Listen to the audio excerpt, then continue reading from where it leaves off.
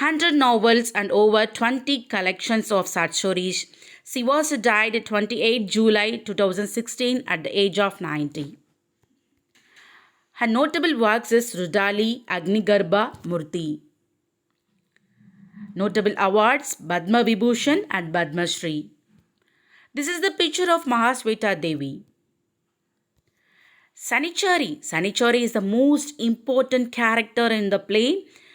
She was a becoming Ganju woman, village called Dohat in Chatakpur. Her mother-in-law blamed for her misfortune. She was born on same inauspicious Saturday. The reason behind her inability to cry on her own distinctions. Sanichari did not cry of the death of her mother-in-law, brother-in-law and his wife, and even of the death of her husband. Malik Mahajan Ramavadar had imprisoned all the young Dushan and Ganjumols in village. At the time of the death of her brother-in-law and his wife, Malik has proclaimed that he would throw out all the Dushans and Ganjus out of the village. Sanichari hoped for a better life with her husband. She and her husband labored hard and built a little hut for them. She wanted to rear a cow. She would get from the Malik's wife. Her husband planned to grow chilies and vegetables in the little country yard.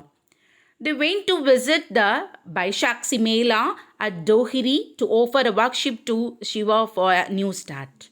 Sanichari with her 6-year-old son. She would not cry even of the death of her husband. In the name of religious, demanded her to carry out ritual offerings which cost her a rupee and a quarter. Mohanlal said that he hadn't insulted your local priest. To pacify the local priest, he borrowed rupees 20 to carry out of her husband and it for her into debt Ramavadar. She pressed her thumbprint on the paper. She would repay rupees 50. Bonded labor for 5 years in Ramavadar field. And Budwa's wife always remained us unhappy and satisfied housewife, and her first for luxurious life and her obsession foodstuff or much greater.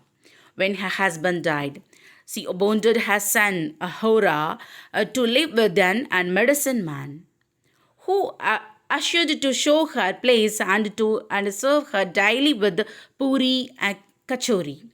Sanichari with her grandson in her arms, she was unable to cry over the death of her son due to the depression. She suffered throughout her life. Sanichari reared her grandson with much care. She gained a job for him under the new Malik Mahajan Lachman Singh at the marketplace. He worked there for some time and ran away with the circus troupe. She meets her childhood friend, who was in the same pathetic condition. They look up the advice of Dulan, a shop person in the village of Dohat. Started there as a Rudali on a professional mourners. Their business as a Rudali flourish. Sanichari and her friend becoming a more popular Rudalis, and everyone wanted them at the funerals.